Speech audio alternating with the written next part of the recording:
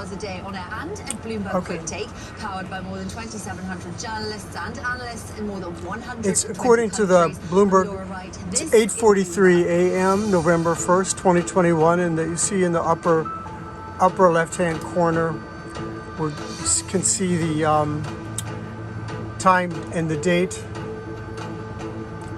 That's Bloomberg TV. That's the only station that I receive that gives you, now they're on a commercial.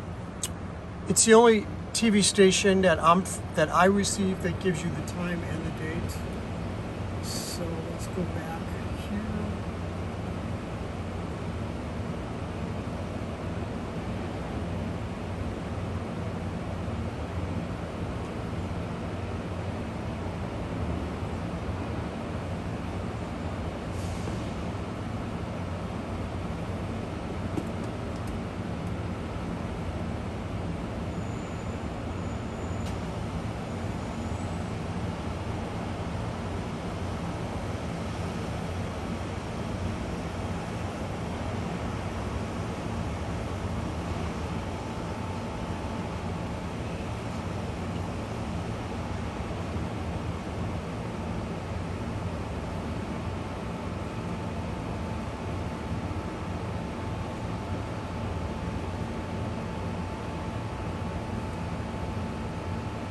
Okay, we see the black smoke's beginning to come out now. Okay, here it is.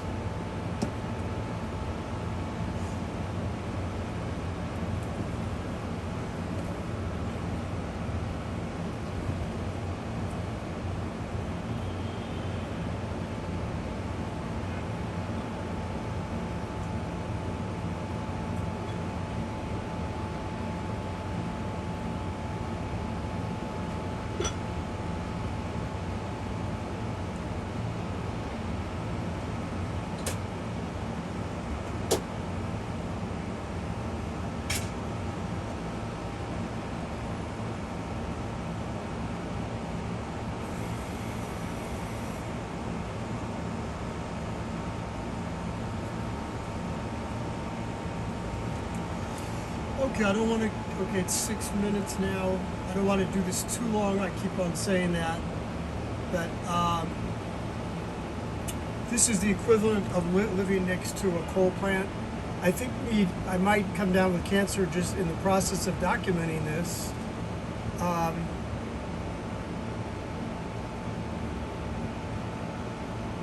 It's very frustrating, like in the summertime, to have to turn off the AC and close the windows because of the smoke.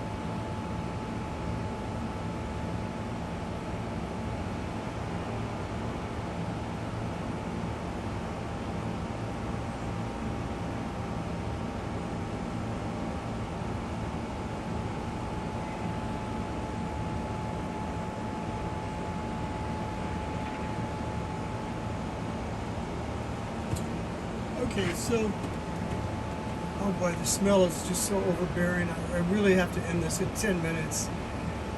It's already over 7.5 minutes. So once again, these are from the coal-fired ovens from Pizzeria located at 260 West 44th Street. There's 650 tenants living here at 255 West, or there's 650 apartments. And then if you include, a lot of them have home health care aides or family that's taking care of them, friends or family that take care of them, and also the staff. So it's over 700 people at a time of day like now, now.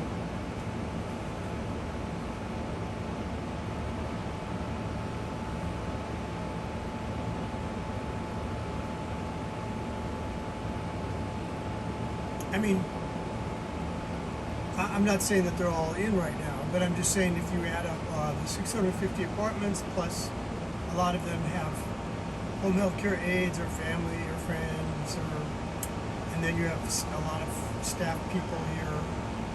I think over 40. So you got CUCS and you got Breaking Ground. So you've got at least 20 on each side, maybe more.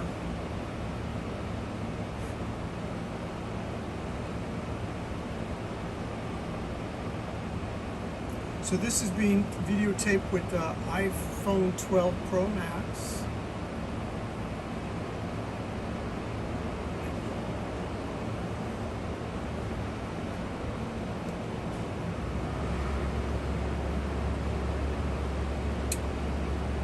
I'm at the maximum zoom, 7x zoom on it. Hoping when I get to 13 it'll be more in focus, or more even zoom. Could zoom in more, maybe perhaps, but so it's 8:49 a.m. November 1st. Got in the Bloomberg. She's talking about the China economy weakens. It's the power crunch hurts China's economy.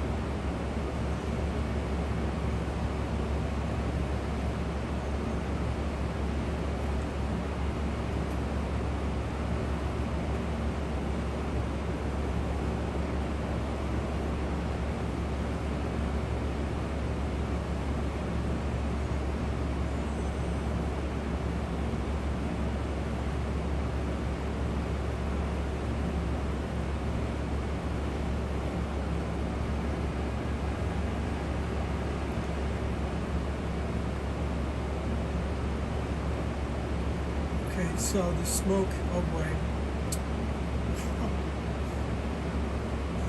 COVID rules are weighing on China's economy, success.